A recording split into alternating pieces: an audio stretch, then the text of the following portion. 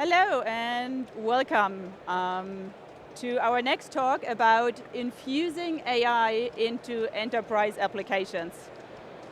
This talk is all about how you can get started as well can use any kind of AI in your own or in your company's application. But let's start to look first who can benefit from AI and which industry can actually use AI. Well, that's a very rhetorical question because every industry can benefit from AI, but every industry can benefit very differently from AI. Because if we, for example, look at healthcare, AI can play a major role, for example, in a patient risk analysis or in lifestyle monitoring. For manufacturing, you can use it for quality control or for supply chain management. Retail, probably everybody has already seen what virtual shopping assistant look like and how AI constantly gives you more recommendations for your online shopping behavior. And then we also have fintechs. For fintechs, you have something like risk and fraud management, or you can have portfolio monitoring. In automotive, probably everybody has already seen autonomous driving and signal recognition. And agriculture, there are drone analytics used to predict what the crop will look like at the end of the season and how much money you are most likely able to make out of your current year. And in marketing, we have social media advertisements or marketing automation. And as AI is infused in all different areas of our lives, there is no surprise from the statement that the IDC made is, if you are not one of the companies to adopt AI, you're most likely left behind. So, I'm Juliane Franze and I'm a senior technical specialist at Microsoft. I focus on data development, data modernization, and data application transformation. So this all leads not only to the application development, but how we can fuse data into our applications more. So today I would like to go in a little bit more detail with you how to deploy AI in enterprise applications. And I would like to give you 3 scenarios. One, how you get started with AI. Maybe you have not started your own AI service as of yet at all. Or maybe you're looking into building a greenfield application. So an application that hasn't been existing yet, but that you want to build from scratch. And then in our second scenario, we will look into how you can add AI into an application that is already there, an application that's already live and running. And as a third scenario, we will even look, can you use AI into an on-premise scenario? So that means where you don't have any connection to the internet.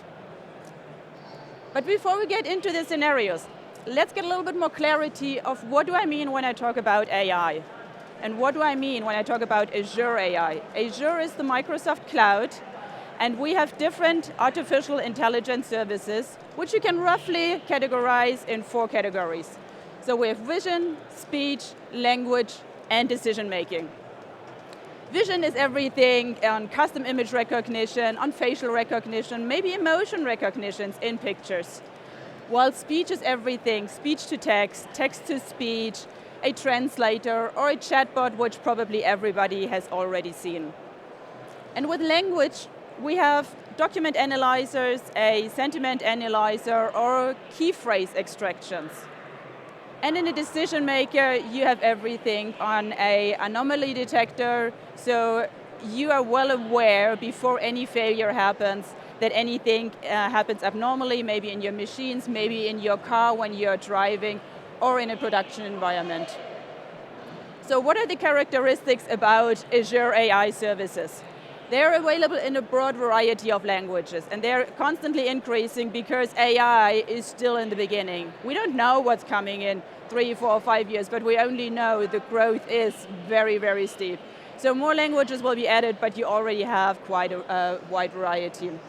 Also, the Azure AI services provide you with certifications. We have a lot of certifications for security, for banking, so that once you use the services, you can run your own audits and security reviews inside your company using Azure AI services. And in order to include it in your applications, you have different ways. You can integrate it via a REST API, so you call a service via an API, or you use client libraries in your preferred language. This can be JavaScript, Java, Python, C#, I don't know, whatever you program in. But you can also run the application in a container, in a Docker container, for example. A container is an environment that is very autonomous from its environment. So this means you can run it both in the cloud, for example in Azure, as well as on-premise, to meet your security and your compliance necessities and requirements. And we have a free tier, so you can try out every service before you commit to pay for any of the AI services. And I think that's very important, even though it's last on this slide, but not least.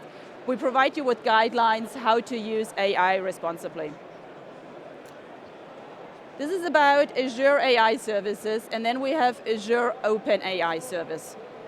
May I ask you if you have you ever used ChatGPT? Would you please raise your hand? Okay, a couple. ChatGPT is a service that OpenAI has created, and Azure is partnering with OpenAI, and we provide Azure OpenAI services so that you can connect the Azure OpenAI services with any other applications that you're already running in the cloud.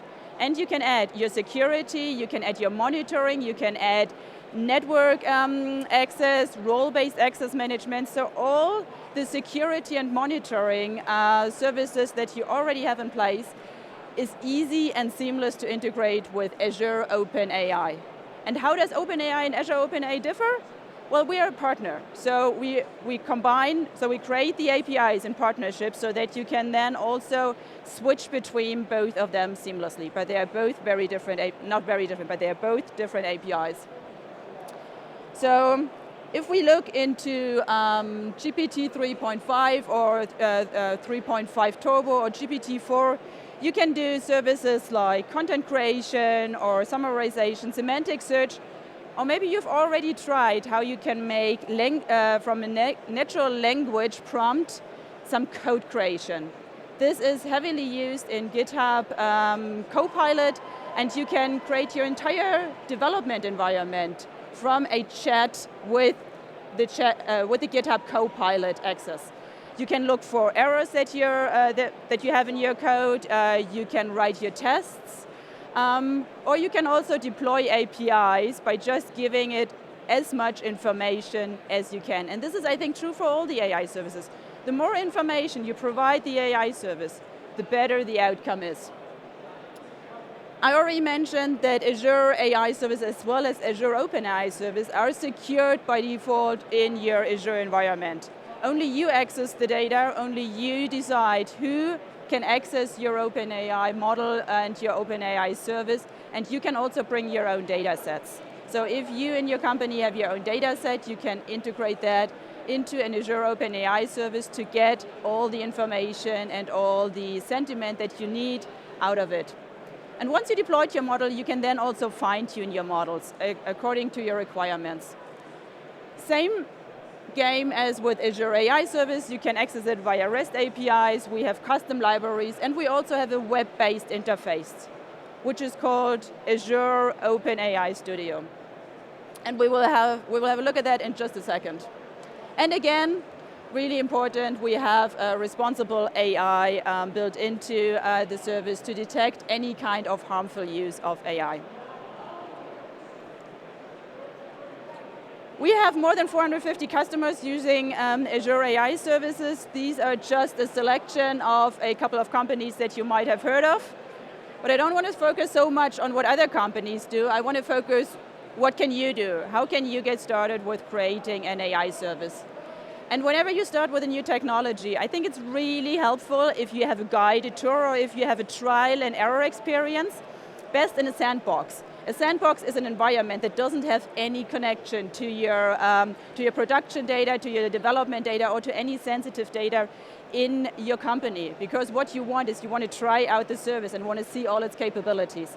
So this is what we're doing right now over here. We start with a guided tour. And the guided tour is the best way if you just go into the Azure portal and you type in OpenAI or Azure OpenAI, and then this little box will come up.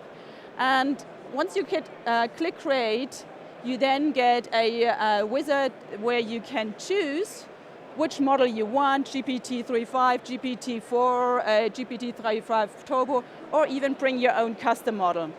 And you can also select the version of your model. Once you've selected this, then when it comes to security and network.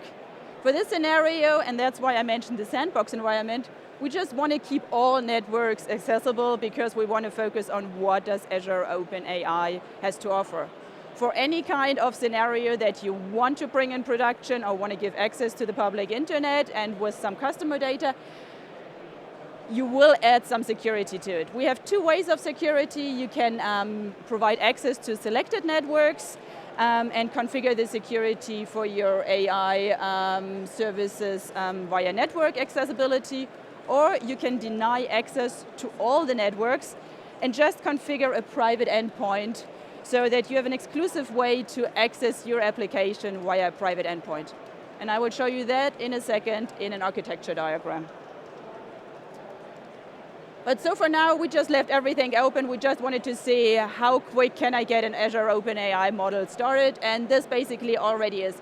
You click deploy, you have an overview of all your deployments, and now you have created your own Azure OpenAI model that you can use, and you can then fine-tune in, for example, the web interface in Azure OpenAI Studio. Fine-tuning is an entire science on its own. It's called prompt engineering. Happy to get more into detail afterwards at the booth. For now, it's just what you want to do. You want to give your chatbot in this particular scenario some kind of idea, how should it behave? How should it respond to your audience? In a nice way, maybe in a, I just chose like a really nice British lady to be, very British conform. And you can also tell them what it shouldn't answer or what topics to avoid, or how it should behave if it doesn't know a certain answer. So we created our first OpenAI model, and if you remember, we gave access to all the networks, and this is something that you don't want in your, however small your scenario is. So let's look into, we created a chatbot, and let's take a scenario. Let's say you're a developer in a bank, and your wealth manager comes and asks you, I would love to have an application where it can get information from our company data, from our company documents. And you as a developer say, oh yeah, I actually just learned about OpenAI and that you can bring your own data sets. Let me write you an Azure OpenAI service and give you a web application that you as the wealth manager can use to access all the model, all the information that you need. So what we now focus on how we can enter security and monitoring into this application. If we start with the security, you see that we have a virtual network and a subnetwork. And in the subnetwork, where our web application sits, only this network has access to our OpenAI service. So we basically denied all access to our OpenAI service besides our web application. So this is already one layer of security. If you work in any kind of development or engineering role, you might have heard of a multi-layer security. Multi-layer security means you have different levels of security because in case one gets breached, you still have more to come. And another layer of security you can even add into who has access from the public internet. You can allow all internet access, or you can restrict it to certain IP ranges, what we have over here, or to certain on-premise venues, so that only dedicated, for example, in this use case, wealth manager, can access your web application. And security is important, but also equally important is monitoring, because with monitoring you want to understand, how does my application work? How performant is it? Is it available? And also, how is the AI used in a responsible way? That is a very simple scenario. Let's go into a more complex scenario. We have something that is called a landing zone. A landing zone is an approach that helps you to get to manage your resources in a structured way and to build a cloud environment where you can implement governance, security, compliance, and where you can scale your applications for your demand. So let's have a look what we already know in this picture. We already know that we have OpenAI services. And right now the OpenAI services are not deployed into its own web application, but we build it into a container. Why did we build it into a container? Because we wanted to scale. We wanted to scale if our application has an increase or scale down if it has a decrease on requests. So we put our Azure OpenAI service into a container and maybe into a Kubernetes cluster. A Kubernetes cluster is a management overview of your containers. So the Kubernetes takes care of the scaling, so you don't have to take care of this. And then we have the same as what we already seen. We've seen that we added monitoring. We add all of our certificates, our passwords, or any kind of sensitive data into a key vault to access it, and being not accessible from anybody else besides the application. And we have a persistent storage.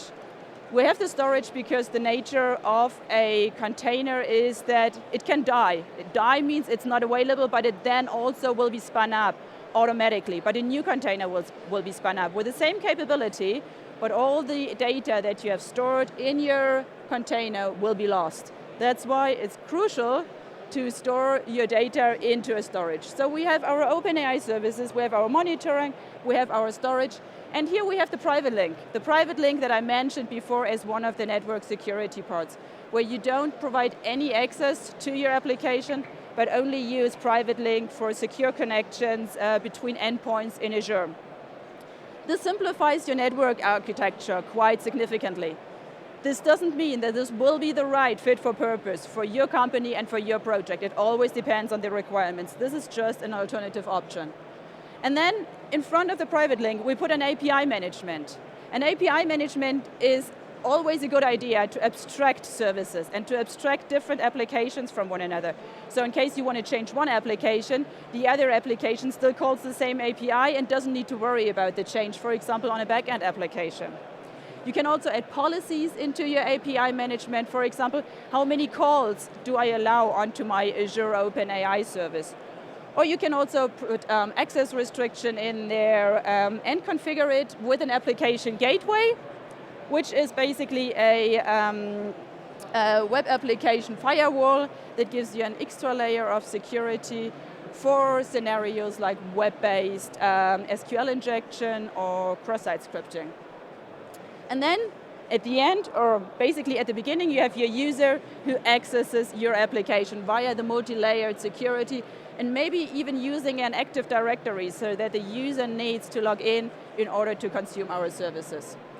This is a more complex scenario. This is a landing zone approach, and this is something that is actually a very good practice to follow. We have a lot of documentation on that. I'll point out to that a little bit later. So now we have a greenfield application, but greenfield applications are very, very uncommon because usually there was a life before AI and there was a life before your project. So let's take a different scenario. Let's say you are, again, a developer in a shop, in an online store, and you already have an application where users can shop certain items, they can access a shop front, they have product overviews, they can order the products, and then we have an administrator who can take care of all the orders and manage product information in case there are new products. You see the same as we had before. We have our application gateway, we have our API management, we have two different VNets, so the same landing zone approach as I've just shown you was been taken care of here as well, but the application was already existing and running. And now we want to enhance our shop with an AI service because we want to enhance our product description with AI-generated product descriptions. So the way you do it is, again, you create a new service, you create a new Azure OpenAI service, you take the REST API, you fine-tune your model, and then you package all of this together in the container, the same way as we've seen beforehand, and you can add your container into the Kubernetes cluster. That is the beauty of a Kubernetes cluster. You can add certain services or functionality at a later point. And they all can be written in different languages. Let's say your storefront is written in JavaScript and your store admin is written in, I don't know, in PHP because it's really old, and your AI service, you write it in Python. That is the beauty of different containers. They call each other, they scale independently from another, and they can be written in different languages. So now that you created your Azure AI service for your product descriptions, you can then add a new button into your store admin front to say, create product description. And once you connect the button to your AI service, so once you click the button and it calls the AI service, then the OpenAI model will be performed and the result, the completion, will be sent back to the storefront, and you will have access to the new product description in your existing application. That is a scenario how you can enrich an existing application with AI. And then, last but not least, we're looking in how can you leverage AI on-premise. Azure AI services can run multiple environments. And what do I mean when I say multiple environments? We already talked about the cloud. Then you have something that is called a hybrid scenario. A hybrid scenario is you have parts of your application in the cloud and parts of your application on-premise, and they talk to one another. And you can have a full on-premise application where only your network or all your data sits in your own infrastructure, in your on-premise data center. This can be for security reason, for compliance reason, or maybe because you don't have physical network access to the internet, or you are on the edge, like on an oil platform, or on a ship, or in a maybe military limited environment. Whatever the reason is, you can use the same APIs that we talked about throughout the discussion or throughout this talk on-prem as we used in Azure, as you use in a hybrid scenario. And this really brings you the flexibility to bring your data as close to your customers or as close to your application as you need it. We offer different services, for example, Azure AI Speech, Azure AI Language, Vision, and Document Intelligence are some of the services that you can use and host in your on-prem environments. The prerequisite that you need is you have to put it into a container, and you need your own Docker engine to put the application into a scalable environment. So let's see how that looks in another scenario. So now we have a call center scenario. Think of a call center that would like to get some post-call analytics for insight into their customer conversations, for example, for quality insurance, for training purposes, or to get an understanding of what the sentiment is in the calls.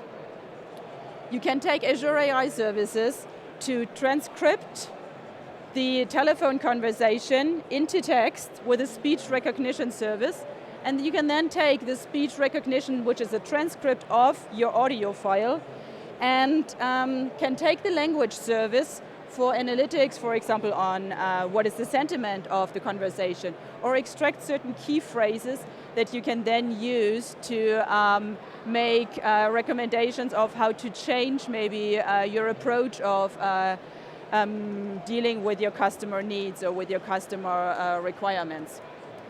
And then for better visibility, you can put the end results into any kind of visual application. For example, Power BI can be one application, but it's not necessary, it's not limited to this, where you can show conversation trends, where you can show insights, key phrases, etc., what you got out in your intelligent transcription. But if you look really closely, you still see that it says Azure on top. But I promised you that all of this runs on-prem. So this doesn't really look like it's running on-prem because the only thing that we have on-prem at the moment is our call center agent and our telephone server. But I guess all of you already know the answer because I said earlier you can run it in different environments.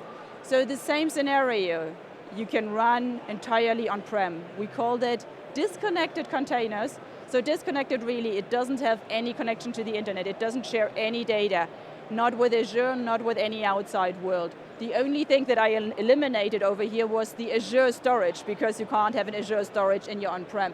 You have your own storage in your on-prem environment.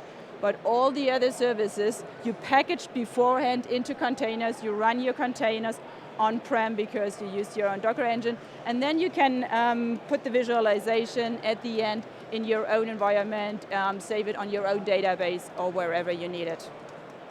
So these were 3 scenarios how to deploy artificial intelligence into your enterprise application. Start from scratch, or have a greenfield application and really follow maybe a guided tour to get a little bit better understanding, and use a sandbox to play around.